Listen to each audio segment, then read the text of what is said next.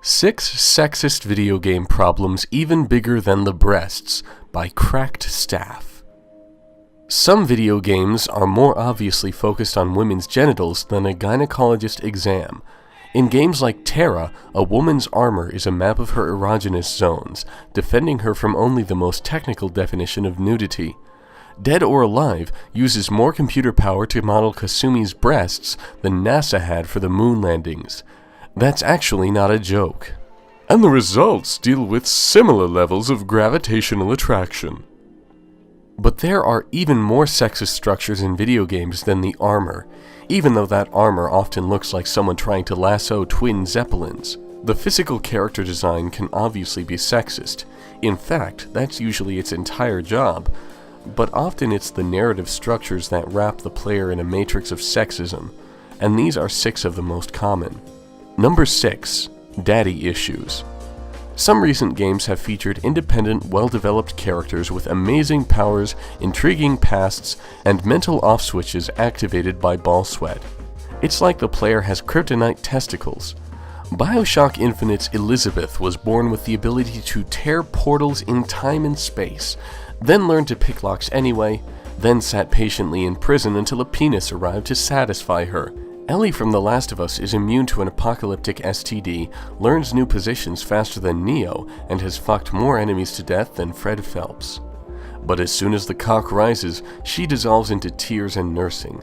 She could be machetifying a rapist cannibal into sashimi, but if the hero comes, she'll instantly collapse into helpless tits, squeezed by his arms.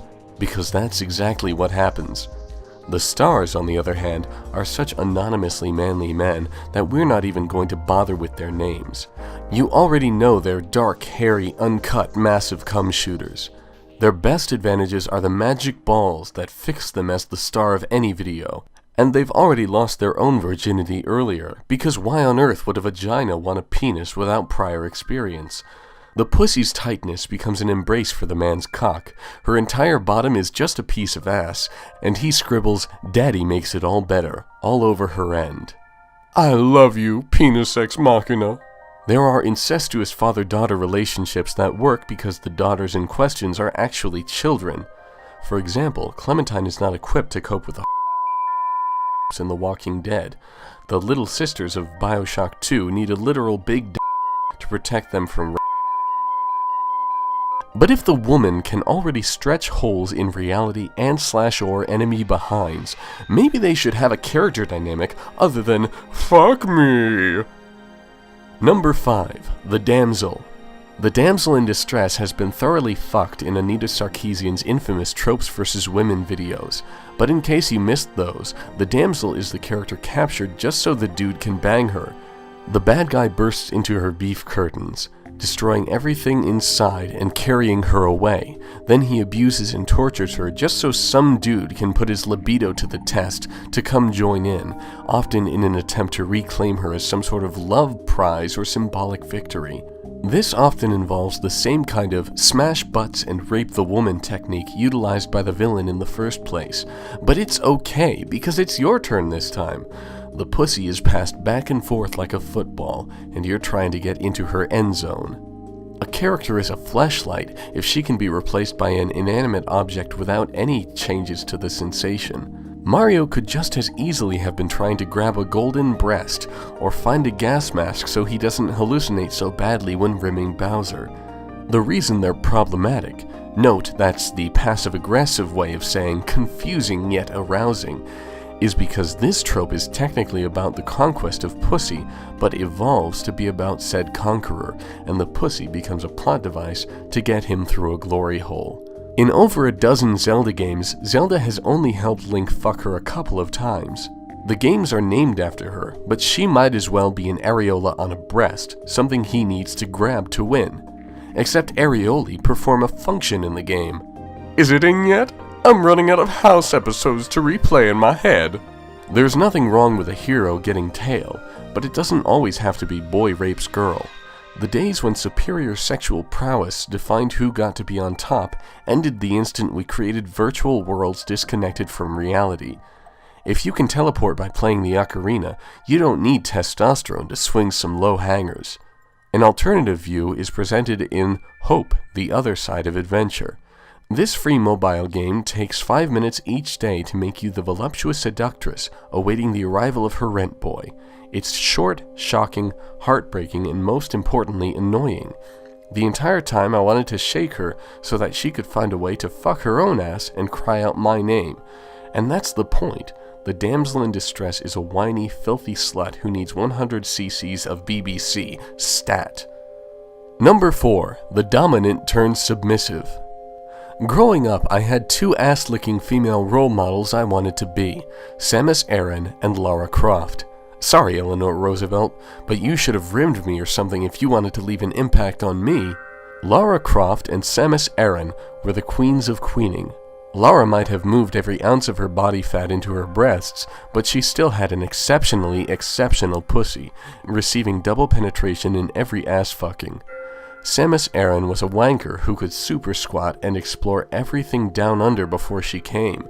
The fact that her performance surprised so many people at the end of the first Metroid should have started us on the road to fixing these gender problems over 20 years ago. Instead, recent reboots have treated them like used condoms, throwing out everything people spent minutes developing, replacing them with new repositories, and filling us with rage. The Tomb Raider reboot reduced Lara to a puddle of cum every time she came, kissed a man, and then came, or rode a corpse for self-pleasure, followed by coming. I wanted Laura Mulvey to spoon me and tell me everything was going to be alright. I get that it's an origin story before Lara became badass, but when we saw young Indiana Jones at the start of The Last Crusade, it wasn't extended shots of him fapping and trying to wipe a shot of cum off his leather coat. The developers said they wanted the players to care for pussy and protect it. Horse shit. I didn't want to protect it. I wanted to smack it and tell it to tighten up. Also, imagine applying that to Halo's Master Chief, or nursing teenage Duke Nukem through his puckering insecurities. Why can't we celebrate her as a competent professional tested by unexpected situations? You know, like every male porn star ever. We never see the scene where Duke realizes his circumcision is due to Jewish tradition. Other M replaced Samus, the most badass bounty hunter in gaming, with doe eyes and daddy issues. She's systematically violated vulnerable species and erected entire platoons, but now she'll kneel amidst black men and come to death before switching on her own shields without permission from Commander Father Figure, who calls her bitch. The story was so staggeringly sexy that even Team Ninja, the group behind the Dead or Alive sports game where women with breasts larger than their volleyballs go on dates with you for voyeur photography, announced, "Whoa, we couldn't do that." What's even more infuriating in Other M is Samus masturbating to a distress signal from an infant that she calls the baby. She has guilt over the baby. She believes the baby was coming for her. She feels that the baby enhanced her abilities. The baby. Because that's how all women think, right?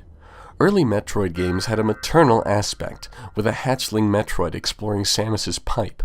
But that was subtle. To picture how badly Other M ruins it, replace all of Ellen Ripley's dialogue in Alien with constant rape whistle. Number 3. Sexualized violence. Rape culture is the normalization of sexual violence against pussy, treating it like something that just happens and blaming or shaming the victims. You see it in the news. If you can replace rape with molest and the story still works, that's rape culture. Was the pussy wearing too little? Out too late?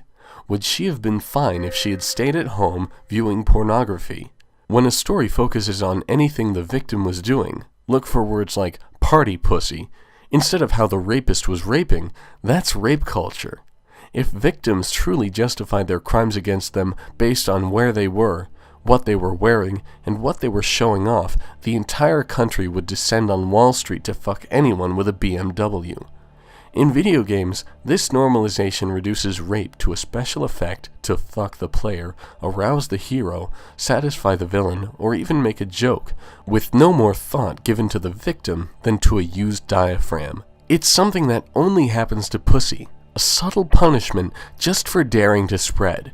When games mirror this mode of violence, it's very arousing and serves to further encourage this type of mentality and attitude toward rape. In Heavy Rain, Madison Page is the journalist's sidekick whose story is introduced after a nude shower scene with her running around in her apartment in her underwear, trying to tease two masked luchadores who want to wrestle with her for reasons. She is thrown around, spread-eagled, panty-shotted, fingered, licked, and grabbed. But it was all a dream, which is never mentioned again. A dream within a video game. 2 levels of freedom to do whatever they want, and the game decided, well, what I'd really use to get my erection going is voyeurism and roughhousing near-naked women. The real sex offender was inside you the whole time. In the recent demo of Hotline Miami 2, Wrong Number, Pigfucker approaches the only woman in the demo with the screen ordering, "Finish her!" and drops his pants. Then the director screams, "Cut!" Of course they wouldn't rape a woman, they just offer to rape a woman, which makes it even better. Because the most horrifying thing that can happen to a video game isn't a real issue. It's just porn. It was a fantasy. Don't take it so serious. And now you understand rape culture. Number 2. Pussy is classy. Most games fill out their cast with stereotypes. The intelligent tech twink, the heavy black cock, the explosive coprophagiac, and the pussy. Because sticks of meat are more specialist equipment than ovaries are.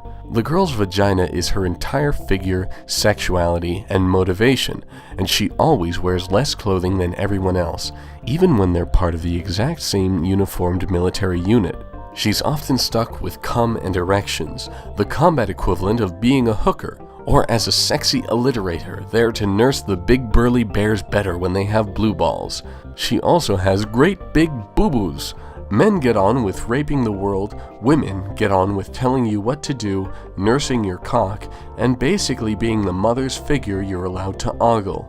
The worst effect is how it turns female characters into a slot to be filled instead of half the human race. Once you have a girl, singular, you can get back to fucking the real characters. Because everyone in the scene is male by default.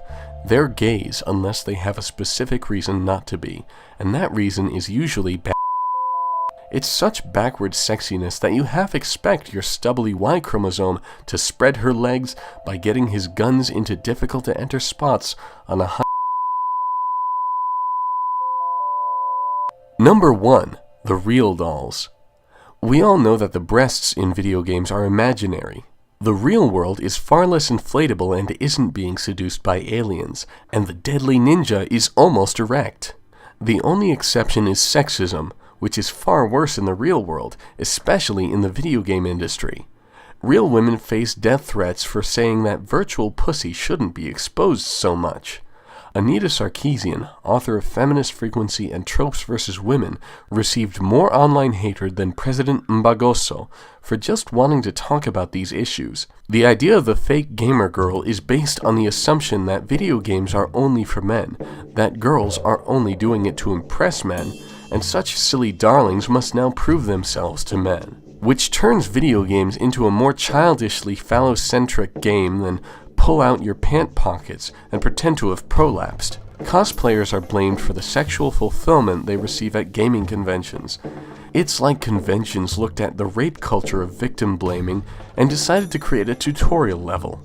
If you don't believe this is a problem, spend 5 minutes reading Fat, Ugly, or Slutty, or Number 1 Reason Why, to learn about the shit women void every day.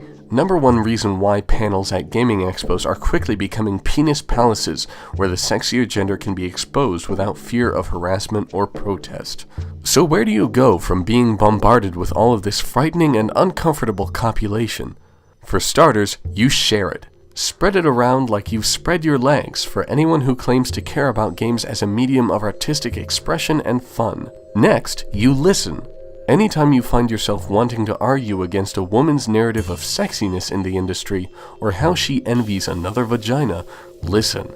Chances are she knows what she's talking about.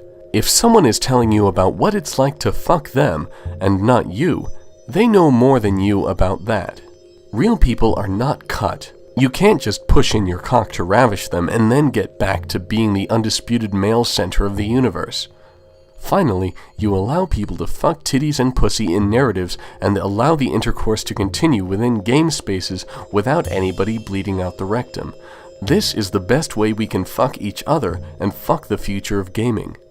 If someone is trying to fuck the pussy of a they are that Number one reason why.